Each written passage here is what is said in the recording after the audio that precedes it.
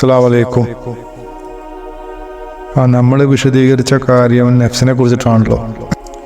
ഇനി വിശദീകരിക്കാൻ പോകുന്ന കാര്യം നഫ്സിൻ്റെ ഒരു സഹായിയായ ഒരു വസ്തു നമ്മളെ ജിസ്മിലുണ്ട്. അതിൻ്റെ പേരാണ് കന്നാസ് എന്ന്. കന്നാസ് എന്ന് പറഞ്ഞാൽ ഒരു ശൈത്താനാണ്. അതിനെയും അല്ലാഹു തആല നമ്മുടെ മേത്ത് സംവിധാനിച്ചു വെച്ചിട്ടുണ്ട്. അതിൻ്റെ രൂപം ഒരു ആനക്കുട്ടിയുടെ രൂപം പോലെയാണ്. ബാത്തിനായിട്ടുള്ള രൂപം ഒരു ആനക്കുട്ടിയെ പോലെയാണ്, തുമ്പിക്കൈയുള്ള ആനക്കുട്ടി. ഹദീസുകളിലൊക്കെ വന്നിട്ടുണ്ട്, ശൈത്താന് കൽബിലേക്ക് അവന് തുമ്പിക്കൈ കൊണ്ട് നീട്ടിയിട്ട് വസ്വാസ് ഇടും എന്നുള്ളത്. അതേപോലെ കന്നാസ് നമ്മുടെ കൽബിൻ്റെ അടിയിലായിട്ടാണ് ഇരിക്കുന്നത്. കൽബിനും നഫ്സിനും ഇടയിലായിട്ടാണ് അത് സ്ഥിതി ചെയ്യുന്നത്. എന്നാൽ പുക്കളിനും നെഞ്ചിനിടയിലായിട്ട്. പക്ഷെ ഒരു മനുഷ്യനിൽ കന്നാസ് ഒരുപക്ഷെ ഒന്നേ ഉണ്ടായിരിക്കുള്ളൂ, ഒരുപക്ഷെ 2 ഉണ്ടായിരിക്കാം, ചിലർക്ക് 3 ഉണ്ടായിരിക്കാം, ചിലർക്ക് 10 ഉണ്ടായിരിക്കാം, 30 വരെയൊക്കെ ഉണ്ടാവും. കാരണം ഈ ജിസ്മിന് ഒരു അധികാരിയില്ല. മുൻകാലങ്ങളിലൊക്കെ ജിസ്മിന് ഒരു ഷെയ്ഖ് ഉണ്ട്. നമ്മളെ ഓരോ കാര്യങ്ങളും നിയന്ത്രിക്കേണ്ടത് ഒരു അധികാരിയാണ്. ജിസ്മിന്റെ അധികാരിയാണ് അവനവന്റെ ഷെയ്ഖ്. നഫ്സിന്റെ അധികാരി ഇബ്ലീസാണ്. അതേപോലെ തന്നെ ഓരോ ലതായിഫുകൾക്കും മുകളിൽ അള്ളാഹുവിന്റെ പരമാധികാരങ്ങളുണ്ട് മുനവറായി കഴിഞ്ഞാൽ.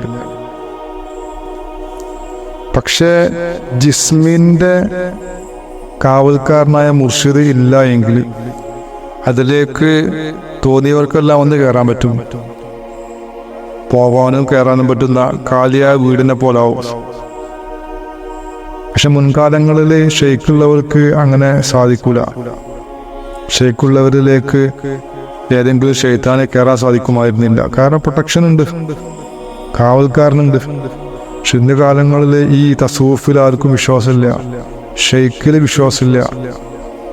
അപ്പോൾ ഒരു ബാഹ്യമായ കിതാബിൽ നിന്നുള്ള ഇൽമ് മാത്രം മതിയാക്കിക്കൊണ്ട് ജീവിക്കുന്ന ആളുകൾക്ക് അവരറിയാതെ തന്നെ അവരെ സെക്യൂരിറ്റി ഗാർഡിനെ ഇല്ലാതാക്കി കളഞ്ഞു ശൈത്താന്. പല ചിന്താഗതികൾ പിടികൂടപ്പെട്ടുകൊണ്ട്. അപ്പൊ അവന്റെ ഉള്ളിലേക്ക് ശൈത്താന് തോന്നിയ പോലെ വരാം, പുറത്തും പോവാം. ഏതൊക്കെ തരം ശൈത്താനാണ് വരുന്നത്, ഏതൊക്കെ തരം പുറത്ത് പോകുന്നത് ഒന്നും അവനെ അറിയുന്നില്ല. കാരണം ഇത് ബാത്തിനായിട്ടുള്ള ഒരു സംഗതിയാണ്, കണ്ണുകൊണ്ട് കാണാൻ പറ്റുന്ന സംഗതിയല്ല. അപ്പൊ ഈ വരുന്ന ശൈത്താന്മാര് എന്താണ് അവന്റെ ജിസ്മിൽ ചെയ്യുന്നത്? പലതരം അസുഖങ്ങൾ അവരുണ്ടാക്കുന്നുണ്ട്. ആത്മീയമായ അസുഖങ്ങൾ അവരുണ്ടാക്കുന്നുണ്ട്. അതേപോലെ തന്നെ ശാരീരികമായ അസുഖങ്ങളുമുണ്ട്. ശാരീരികമായ അസുഖങ്ങൾ തന്നെ ഒരുപാട് എണ്ണം, ഏകദേശം 100-80% അസുഖങ്ങളും വരുന്നത് ജിന്ന് ശൈത്താൻ വഴിയാണ്. പക്ഷേ കാരണം അറിയാത്തതിൻ്റെ പേരിൽ നമ്മൾ ചികിത്സിക്കുന്നതും ചെയ്യുന്നതൊക്കെ ഭൗതികമായ ചികിത്സകളാണ്. അതേപോലെ തന്നെ റുഹാനിയായ പല വിഷയങ്ങളും നമുക്കുണ്ടാവാൻ കാരണം ഈ ശൈത്താന്റെ സാന്നിധ്യമാണ്. ഈ വസ്വാസ് ഉണ്ടാക്കുന്ന ശൈത്താനെ പറയുന്ന പേരാണ് കന്നാസ് എന്നുള്ളത്. ഈ കന്നാസിന്റെ സ്ഥാനം നഫ്സിനും അതേപോലെ തന്നെ നെഞ്ചിനും ഇടയിലാണ്. ഇത് മിക്കവാറും ആളുകളിൽ എണ്ണം വളരെ കൂടുതലായിരിക്കും. ഇതിന്റെ എണ്ണം കൂടുന്തോറും മനുഷ്യന്റെ ഭാവനയിൽ വസ്വാസുകൾ വന്നുകൊടുക്കും. ആവശ്യമില്ലാത്തതിനും ആവശ്യമുള്ളതിനൊക്കെ തോന്നലുകൾ വന്നുകൊണ്ടിരിക്കും. നെഗറ്റീവ് തോട്ട്, തെറ്റിദ്ധാരണകൾ. ഒരു മനുഷ്യന് ഒറ്റക്ക് പോയി ഒരു ഗ്ലാസ് വെള്ളം കുടിക്കാൻ സാധിക്കൂല.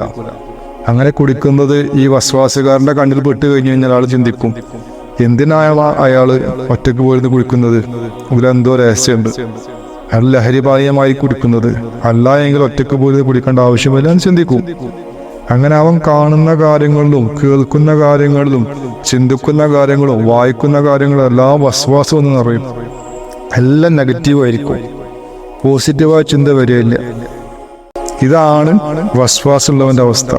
കന്നാസ് വസ്വാസ് ഉണ്ടാക്കുന്നവന്റെ അവസ്ഥ. എന്നാൽ നേരെ തിരിച്ചാണ് അള്ളാഹുവിന്റെ ഔലിയാക്കൾക്ക്. കാരണം അവര് ആത്മീയ മാർഗത്തിലൂടെ അവരവരെ നഫ്സ് ശുദ്ധീകരിച്ചവരാണ്.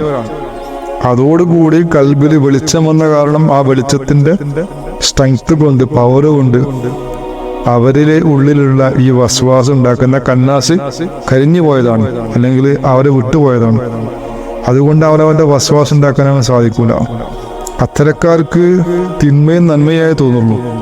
ഒരാള് ഹക്കീക്കത്തായിട്ട് തിന്മ ചെയ്യുന്നുണ്ടെങ്കിലും അവരെ മനസ്സിലെ തിന്മയായി തോന്നില്ല.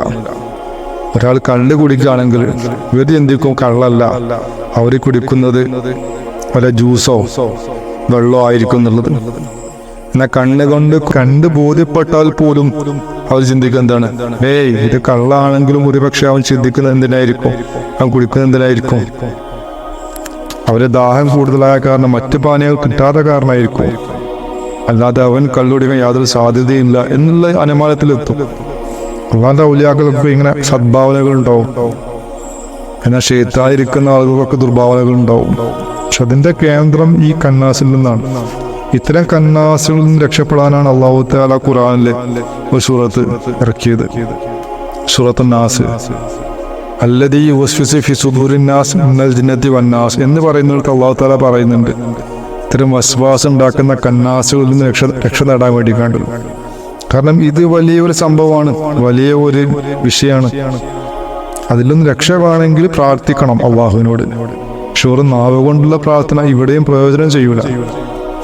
കാരണം അള്ളാഹുവിന്റെ ഖുർആനിൽ എല്ലാം ഹക്കീക്കത്ത് ആയിട്ട് പറയാന്നുണ്ടെങ്കിൽ അതൊക്കെ പ്രായോഗികമായ രീതിയാണ്.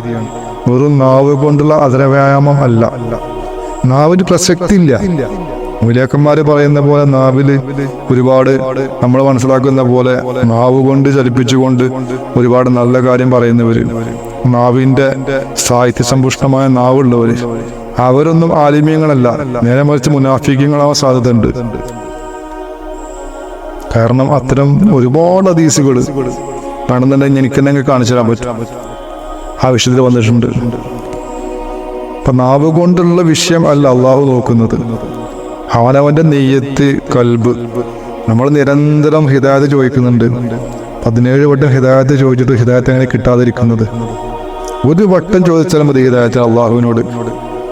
നമ്മളെ നെഞ്ചുരുകി നമ്മൾ അള്ളാഹുവിനോട് ചോദിച്ചു കഴിഞ്ഞാൽ കിട്ടാത്ത ഒരു വിഷയം അല്ല ഹിദായത്ത്. പക്ഷെ കിട്ടുന്നില്ല, കാരണം ഷർത്ത് വെക്കുന്നില്ല, കൽബും നാവും ഒരുമിച്ച് ചേരുന്നില്ല. നാവ് കൊണ്ട് പറയുന്ന വിഷയത്തിൽ കൽബിനെന്തില്ല, വിശ്വാസമില്ല. കാരണം അവരുടെ വിശ്വാസം എന്താണ്? ഞാൻ ഹിദായത്തിലാണ്, ഞാൻ പോകുന്ന മാർഗം ഹക്കാണ്, ഞാൻ തേടി പുറപ്പെട്ട കാര്യങ്ങൾ, അല്ലെങ്കിൽ ഞാൻ തേടി എനിക്ക് കിട്ടിയ ആള് ഏറ്റവും പെർഫെക്റ്റ് ആണ്, എനിക്കൊന്നും ആവശ്യമില്ല എന്നുള്ള രീതിയിൽ ചിന്തിച്ചുകൊണ്ടാണ് ദുആ ചെയ്യുന്നത്. ദുആയിലേക്ക് തന്നെ അവന്റെ മനസ്സ് പോകുന്നില്ല. ഇങ്ങനെ ചോദിച്ചിട്ട് എന്താ കാര്യം? കാരണം കൽബും നാവും ഒന്നിക്കുന്നില്ല. അവിടെ വിശ്വാസം വേണം. നമുക്കറിയില്ല എങ്കിൽ, നമ്മൾ പിടിച്ച ഷെയ്ഖ് അല്ലെങ്കിൽ ഉസ്താദ്, മൊയ്ലിയര് ഹക്കാണോ അല്ലേ എന്ന് നമുക്കറിയില്ല എങ്കിൽ ആ ഒരു കൺസെപ്റ്റിലെങ്കിലും ചോദിക്കണം. അള്ളാഹു എനിക്ക് അറിയില്ല ഈ വിഷയം, എനിക്ക് നീ അറിയിച്ചു തന്ന കാര്യങ്ങളല്ലാതെ അറിയില്ല. എൻ്റെ കണ്ണില്, എൻ്റെ അണ്ടർസ്റ്റാൻഡിങ്ങില് ഇദ്ദേഹം നല്ലതാണെന്ന് തോന്നുന്നുണ്ട്, അതെനിക്ക് നീ ബോധ്യപ്പെടുത്തി തരണം എന്നുള്ള പ്രാർത്ഥനയെങ്കിലും വേണം. അതല്ലാതെ നമ്മൾ ആദ്യം എന്ത് ചെയ്യുക? ആദ്യം ഈ വിഷയം പിടിക്കുക, വിശ്വസിക്കുക, എന്നിട്ട് ഹക്കിനെ തേടുമ്പോൾ നമുക്ക് ഹക്ക് കിട്ടൂല. കാരണം അലി ഇബ്നു അബീ ത്വാലിബ് റളിയല്ലാഹുവിന്റെ ഹദീസിൽ പറയുന്നുണ്ട്, അദ്ദേഹം പറയുന്നൊരു വാക്കുണ്ട്, ഹക്കിനെ തേടേണ്ടത് ഹക്ക് അറിഞ്ഞ ശേഷമാണ്. ഹക്ക് അറിഞ്ഞ ശേഷം പിന്നെ ആ ഹക്ക് പ്രവർത്തിക്കുന്ന ആലിമ്യങ്ങളെ കണ്ടെത്തുക, അവരെ നിങ്ങൾ പിന്തുടരാം. അല്ലാതെ ആലിമ്യങ്ങളെ കണ്ടെത്തിയ ശേഷം അവരെ ഹക്ക്, അവർ പറയുന്ന ഹക്കിനെ പിന്തുടരലല്ല ഇതിന്റെ വഴി. ഇതേ ആശയം ഇഹ്യാ ഉലൂമുദ്ദീനിൽ ഇമാം ഗസാലി റളിയല്ലാഹു പറയുന്നുണ്ട്. ആദ്യം ഹക്ക് അറിയണം, ഹക്ക് അറിഞ്ഞിട്ടാണ് നമ്മൾ എന്ത് ചെയ്യേണ്ടത്? ഹക്കിന്റെ അഹ്ലുകാരെ തേടേണ്ടത്. ഇത് ഹക്കെ അറിയുന്നില്ല എങ്കിൽ എന്ത് ചെയ്യും? അപ്പൊ നമ്മൾ ഈ മൗലിയാക്കന്മാരെ അടുത്തുനിന്നുള്ള ഹക്ക് പഠിക്കേണ്ടത്, അള്ളാഹുവിന്റെ ഏറ്റവും വലിയ ഹക്ക് അറിയാനുള്ള വിദ്യ ദിക്ര കൽബാണ്. ദാക്ര കൽബി ആയിത്തീരാനുള്ള വിദ്യയാണ്. അതാണ് ഏറ്റവും വലിയ അടയാളം ഭൂമിയിലുള്ള. ഇൻഷാ അല്ലാഹ് അതിനെക്കുറിച്ച് നമുക്ക് സംസാരിക്കാം. അവിടെ ഖുർആനും ആയത്തൊക്കെ നമുക്ക് പറയാം ഇൻഷാ അല്ലാഹ്.